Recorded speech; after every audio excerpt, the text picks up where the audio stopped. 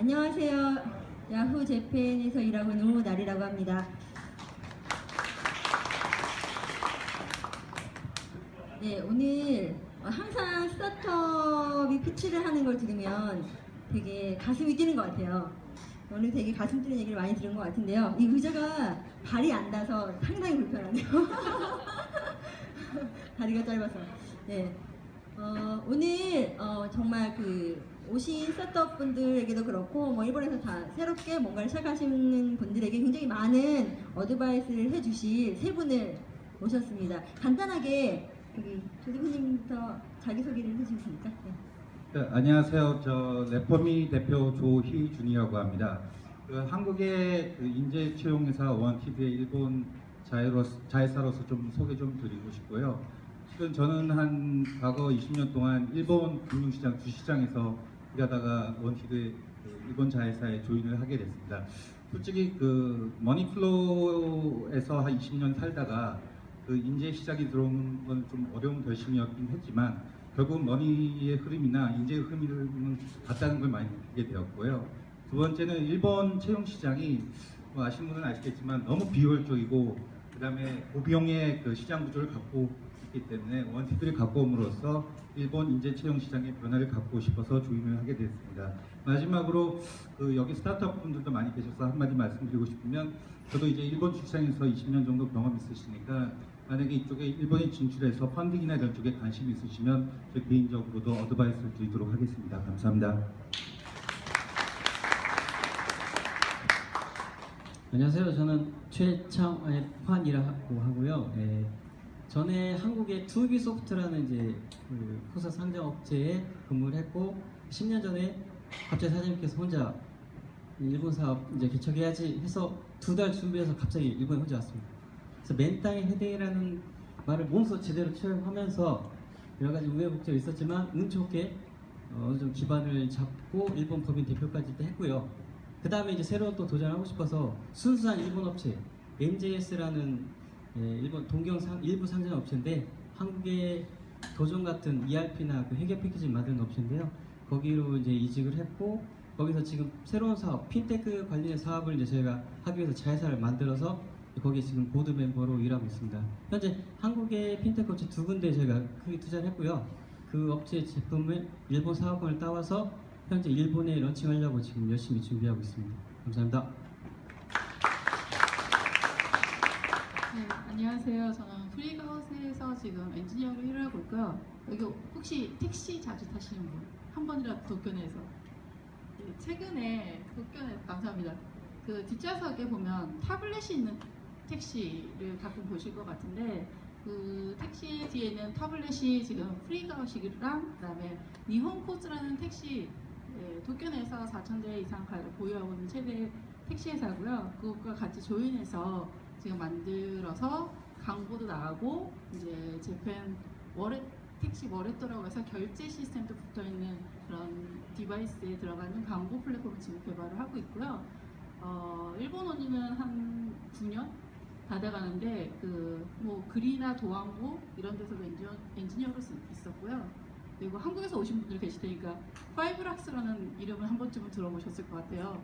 그 파이브락스의 일본 법인 세울 때 초기 멤버로 조인을 해서 한국에서 스타트업에서 일본에서 정착하기 얼마나 힘든가를 좀 몸소 경험을 하고 사람 뽑기도 정말 빡세구나 라는 것도 좀 많이 느낄 수 있었던 그런 시기가 좀 잠깐 있었기 때문에 좀 오늘 같이 제가 겪었던 에피소드 아니면 지금 가지고 계시는 고민들 이런 것들을 같이 공유를 할 수 있지 않을까 얘기하면서 싶어서 참여하게 되었습니다. 잘 부탁드립니다. 감사합니다. 너무 감사드리고요. 스타트업 하시는 분들도 그렇고 이렇게 일 잘하시는 분들은 다들 다 맨 땅에 헤딩하셨다고 아무것도 없는데 그냥 열심히 하니까 됐다고 하시는데 정말로 그랬는지 나중에 자세히 한번 들어보시면 좋을 것 같습니다. 시간이 많이 없으니까요. 아까 스타트업 피치 하신 분들 다 하셨는데 일본이 어떤 나라인지 일을 하는 데서 어떤 것에 조심을 해야 하는지 한국에서는 지금 잘 되고 있는데 일본에서는 과연 어떨지 아바타에도 기모노를 입혀야 하는 건지 이런 것도 되게 궁금하실 것 같은데 간단하게 뭐 한국이랑 일본에서 일을 하시면서의 차이점 이런 것들에 대해서 간단하게 이야기를 해주셨으면 합니다. 어느 분부터 하실까요? 에리님부터 한번. 네, 저는 이제 제일 많이 차이를 느꼈던 게 뭐였냐면 그 프레젠테이션, 그러니까 미팅을 가게 되면 저희 파이브락스 본사에서 이제 사장님 오시면 영어 자료를 갖고 오세요. 그것도 한 페이지에 딱 한 문장, 이게 좋습니다, 이런 식으로. 근데 일본 영어는 사실 그렇게 안 되고요. 진짜 읽을 수 있는 정도, 독서할 수 있는 정도 양을 굉장히 많이 적어 놓으셔야 돼요. 많은 정보를. 왜냐면 그 자리에서 미팅을 하고 끝나는 게 아니라 그게 계속 윗선으로 올라가요. 그거를. 그 자료를 갖고 와봐. 읽어보고 한번 검토해 볼게. 뭐 이런 경우가 많기 때문에 자료를 정말 잘 만드셔야 될 것 같고요. 그 다음에 두 번째로 미팅 가실 때 꼭 인쇄해서 들고 가세요. 그 참가하는 미팅 인원수를 정확하게 파악하셔서 갖고 가야 된다는 사실. 그래서 그 파이브락스 처음 조인했을 때 사무실이 없었어요. 그래서 미팅을 가야 되는데 매번 인쇄를 해야 되니까 여기저기 킹코스며 뭐 콤비 편의점이며 찾아내면서 진짜 인쇄하면서 이렇게 들고 다녔던 것 같아요. 그런 차이점이 좀 많았던 것 같아요. 어디 조이준 대표님 어떠세요?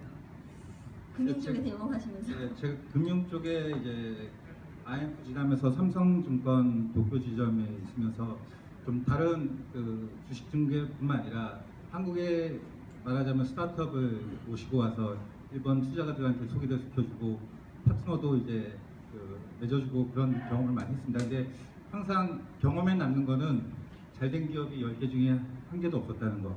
이게 저한테 좀 아픈 경험이기도 하고, 그 배경 중에 하나는 그 이제 비즈니스 플랜이나 뭐 아무튼 커뮤니케이션 이슈라고 생각을 하는데, 좀 한국 스타트업들 기업들이 그 당시는 뭐 지금 많이 바뀌었을지 모르겠지만 그 당시에 굉장히 오버 프라미싱 하는 좀 트렌드가 있었고, 일본 경영진들은 아시다시피 좀 언더 프라미싱 하는 그 트렌드가 있기 때문에 그 갭이 시간이 지날수록 커지면서 그 결렬되는 케이스가 많은 것 같더라고요. 그래서 물론 지금 굉장히 우수한 스타트업들이 와 계시고 지금 많이 이제 마케팅을 하시는 건 알겠지만 정말 현실적인 비즈니스 플랜을 갖고 어프로치 한다면 더 좋은 파트너를 만날 수 있는 좋은 기회가 오지 않을까, 저는 이제 과거 경험으로서 참고로 말씀드리고 있습니다. 지금 2달 준비하고 오셨잖아요. 두 분의 얘기를 공통점이 있는데 결론을 말씀드리면 시간이 많이 걸린다는 거예요. 그러니까 저도 전에 와서 얘기를 처음 시작해서 평균 한번 계산해봤더니 2년 정도 걸렸던 것 같아요. 뭔가 제가 얘기를 걸어서 어프로치를 해서 결과 얻는 데까지. 그렇기 때문에 왜 그럴까라고 가만히 고민해보면 일본은 그 한국 같은 경우는 효과를 바로 내세우는 게 중요한 것 같은데 일본 같은 경우는 효율을 좀 더 따지는 것 같아요. 그러니까 효과는 바로 뭔가 했을 때 눈에 보일 수 있지만 효율이라는 거는 계속 돌려봐야 되잖아요. 그래서 그런 부분들이 좀 차이가 많이 나기 때문에 일본 사업을 하시려고 마음 먹으면 그냥 새로 스타트업 일본에서 처음부터 시작하신다고 한국에서 했던 방식대로 그대로 좀 뭐 커스터마이즈하면 되겠지라는 거는 제가 해보니까 안 되더라고요. 이렇게 좋은 걸 왜 안 바꿀까라고 했지만 근본적으로 내 구조가 틀리고 문화가 틀리기 때문에 그걸 바꾸려고 하지 말고요. 맞춰야 돼요, 저희들이. 그러면 거의 페이스에 맞춰야 되니까 그 부분 되게 중요한 것 같습니다. 네, 확실한 설명과 확실한 자료와 길게 가는 인연 되게 중요한 것 같아요. 저도 일본에서 지금 일한 지 한 16년 정도 됐는데요. 되게 말씀하신 게 저 가슴에 되게 많이 와 닿네요.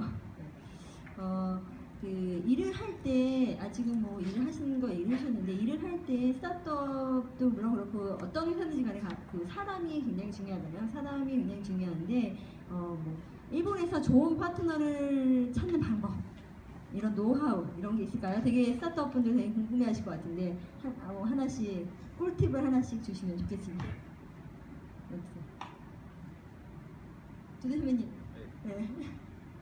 그래서 제가 저희 래퍼미 같은 경우도 말씀드리면 솔직히 VC가 아니라 세계 상장회사가 투자를 했습니다. 근데 한국하고 좀 제가 한국 벤처 쪽은 잘 모르겠지만 약간 이 펀딩의 파이낸싱의 좀 스트럭처는 좀 다르다고 생각을 하고 있고요.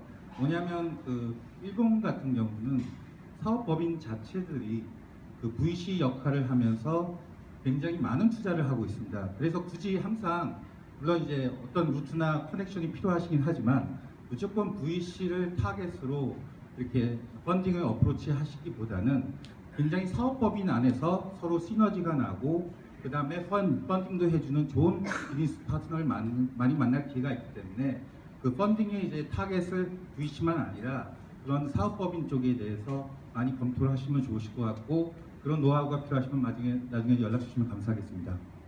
저도 좀 비슷한 의견인데요. 제가 처음에 와서 한 행동들은 당연히 이제 우리 제품 팔아줄 파트너를 찾게 되고 우리 파트너 어디가 좋을까 이렇게 연구를 해야 되는데 그것 하나의 좋은 방법이긴 하지만 역시 시간이 많이 걸리고 한국 브랜드라는 게 사실은 일본 분들이 앞에서 말은 안 하지만 역시 있거든요. 그 편견이라는 게. 그런 의미에서 제가 지금 일본 회사에 들어와서 저희 회사가 사실은 제가 말씀드린 저희 회사 같은 회사를 찾는 것도 정말 중요한 하나의 좋은 팁이지 않을까라는 생각하는 게 무슨 얘기냐면 저희 회사 같은 경우는 나는 이제 그 회사가 기반이 있기 때문에 이제 자금력도 있지만 어쨌든 신사업하기 위해서 저희가 이제 핀테크라는 주제를 가지고 이제 사업을 시작을 했고 한국이 좀 그런 부분에서 많이 이제 새로운 아이템들이 많이 있기 때문에 한국을 찾아서 단순 투자가 아니라 일본 사업학에서 저희가 이제 투자를 했고 또 사업학에서 저같이 채용해서 이제 또 투자라고 있잖아요. 일본 사업을 위해서. 그렇기 때문에 그런 파트너를 구하는 것도 하나의 좋은 방법이지만 어떤 일본 기업이 어떤 사업 방향을 이제 하고 싶다라는 이제 요즘 소프트뱅크 같은 경우 최근에 뭐 IoT나 AI 이런 부분에 많이 투자하기 때문에 에너지 관련돼서 뭐 그런 부분들을 이제 잘 캐치하셔서 그런 어프로치해서 우리가 이런 거 있으니 같이 뭐 조인트 벤처를 하든 뭐 할 수 있는 그런 좀 VC도 물론 자금이 필요한 게 중요하지만 사업을 하고 싶어하는 그런 파트너를 잘 서치하셔서 거기하고 또 조인트 벤처 같은 거 만드는 게 또 하나의 좋은 방법이지 않겠나라고 생각합니다. 좋은 파트너 회사가 아닌데도 좋은 파트너도 있을 것 같은데 좋은 인재를 찾는 방법 있을까요? 좋은 인재를 찾는 방법은 사실은 경쟁사에서 사람을 뽑아온 거죠. 좋은 팁이 나왔습니다. 왜냐면 저희가 이제 결국은 타겟층이 동일한데 저희가 커버하지 못한 부분에 상황을 잘 알고 그 상황을 해소를 해줄 수 있는 그러니까 무엇을 고민을 갖고 있는지 정보를 드릴 수 있으니까 경쟁사 직원을 뽑아오는 게 최고예요 사실은. 아니면 이제 제가 경험했던 것 중에 하나인데 한국 스타트업이 일본에 와서 되게 흥미를 많이 가지세요. 근데 이게 실제적인 실적을 쌓는데 굉장히 시간이 오래 걸리는 이유 중에 하나가 뭐냐면 굉장히 어떤 의사결정 라인에 있어서 탑다운이라는 거예요. 그래서 되게 잘 되는 케이스가 이제 6개월 만에 계약이 되고 진행이 되는데 또 계약이 되고 나면 굉장히 오래 가는 게 또 특징이기도 한데 그 빨리 결정이 되려면 결국은 최종 의사결정자가 얼마나 관심을 갖고 있느냐 그 해당 파트너사의 최종 결정자는 나한테 우리에게 관심이 없어 그러면 그 회사의 가장 큰 주주를 찾아요. 그래서 그 주주 중에 한 분하고 친해져요. 그래서 그쪽에서 투자를 받아요 조금. 그래서 옆으로 이렇게 푸시를 할 수 있는 약간 일본어로 오토나노 지조라고 해서 어른들의 사정이라는 말을 하거든요. 그러니까 그 주식 관계에 의해서 서로 밀어주고 땡겨주고 이런 상황이 일본에는 되게 자연스럽게 이렇게 묻어있기 때문에 그런 관계 의사결정 라인에 영향을 줄 수 있는 사람을 빨리 찾아서 그 사람 내 편으로 만드는 거 이게 제일 효율적인 것 같아요.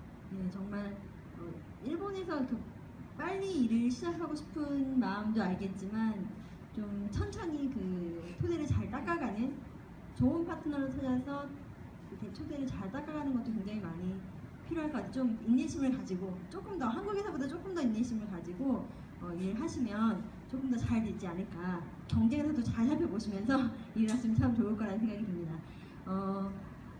마지막으로 지금 시간이 많이 없는데 마지막으로 한 가지씩 오신 분들이라든지 지금 한국에서 오신 스타트업 하시는 분들에게 어드바이스 한 가지씩 주신다면 어떤 걸 주시겠습니까? 제가 항상 먼저 얘기하겠습니다.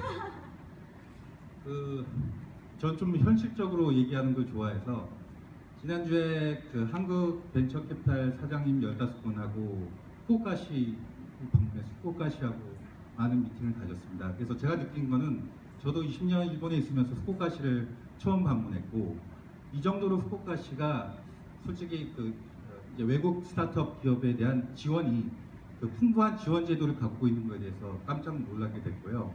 그래서 결국 제가 말씀하신 건 후쿠오카로 진출하시라는 얘기는 아니고, 이렇게 보시면 일본 안에서 보면 한국도 마찬가지로 일본하고 마찬가지로 지금 굉장히 스타트업에 대한 국내 기업뿐만 아니라 이제 외국 기업에 대한 지원 제도가 되게 잘 돼 있습니다. 그래서 후쿠오카는 하나의 좋은 이제 예가 될 수 있고, 동경만 하더라도 제가 좀 일본 정부 사람처럼 보이는데, 일본 정부의 지원 센터를 이용하시면 굉장히 많은 커넥션과 펀딩의 오퍼튜니티도 가질 수 있기 때문에, 여러 가지 커넥션 측면에서 일본의 그런 스타트업에 대한 커넥션이라던가 서포트되는 그런 이제 기관들을 적극적으로 활용하시는 것도 일본에 굉장히 진출하시기에 많은 서포트를 주실 거라고 보고 있고, 한국에 저기 계시는 포트라에서 오신 분도 그러시지만 많은 지원을 하시고 있기 때문에, 굳이 민간뿐만 아니라 이제 공적인 쪽에서도 많은 지원을 받을 수 있기 때문에 그쪽도 한번 이제 진출하실 때 검토 대상으로 커넥션 포인트로 한번 활용하시면 좋지 않을까 생각이 들고 있습니다. 아까 임 센터장님도 말씀, 한국에서 굉장히 많은 한국에서 나라에서 지원이 많이 있는데 일본에서도 굉장히 스타트업을 위한 지원이 많이 되고 있는 걸로 알고 있거든요. 그래서 이런 뭐 회사 기업뿐만 아니라 말씀하신 대로 공공기업에도 좀 눈을 돌리셔서 알아보시고 하시면 좋을 것 같습니다. 네, 회장님.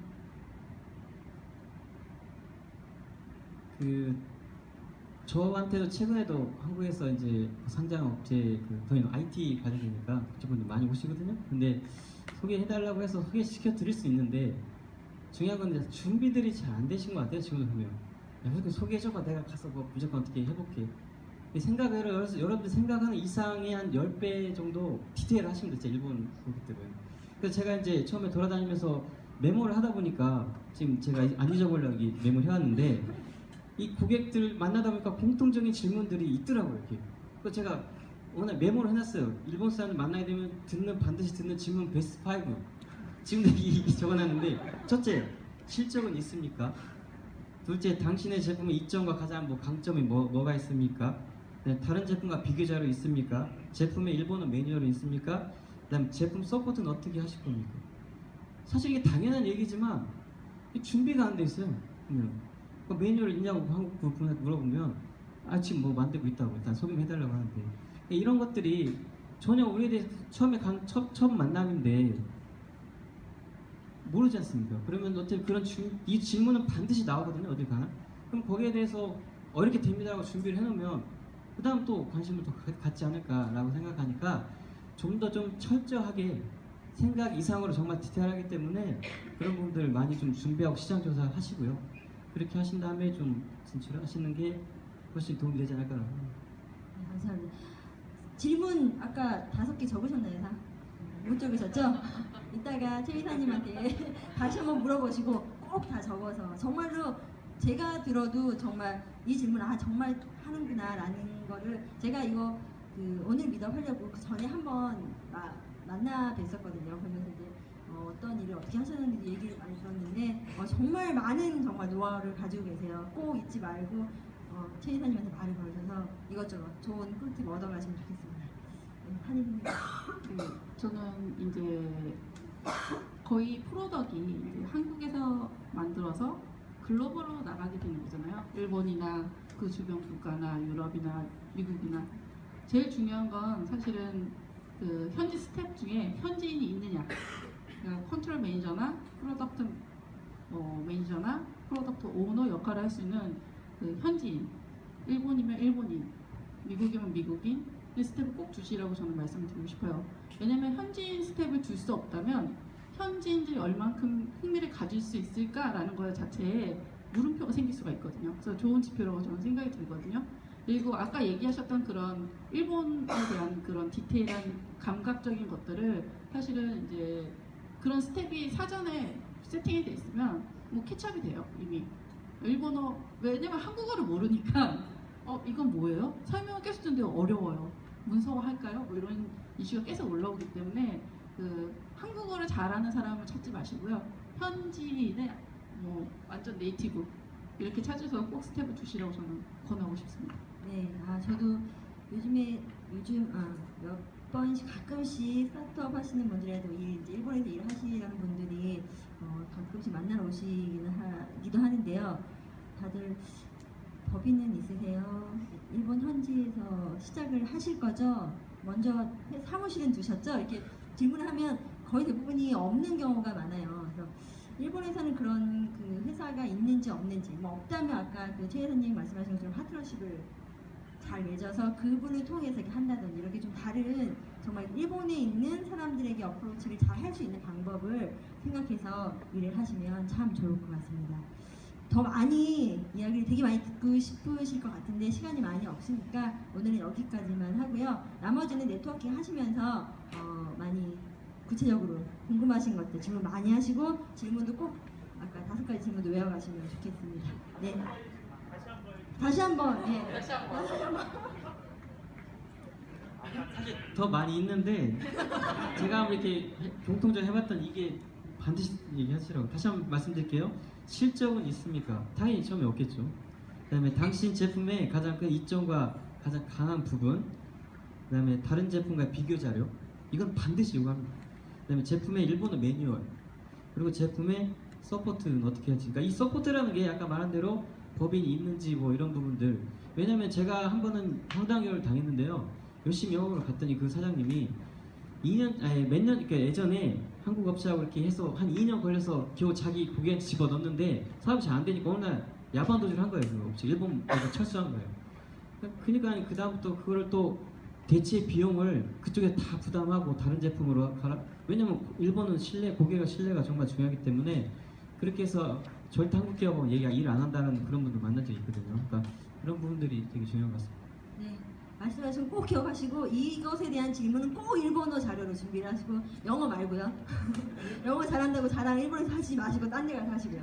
네. 오늘 세 분 너무 감사드리고요. 이따가 네트워킹 하시면서 더 많이 좋은 것들 얻어가셨으면 합니다. 감사합니다.